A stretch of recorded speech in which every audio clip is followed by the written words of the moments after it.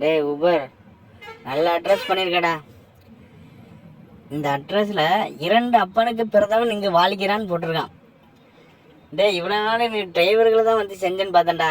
கஸ்டமருக்கே இப்படி பண்ணிருக்கேன். இதெல்லாம் போய் அவங்ககிட்ட காமிச்சா அவங்க என்ன சொல்லுவானே எனக்கு தெரியல. 2 அப்பனுக்கு பிறந்தவன் இங்கே வாழ்கிறான்னா என்ன அர்த்தம்? உங்கள் மத்தியில் வாழ முடியாதா டேய் உபர்?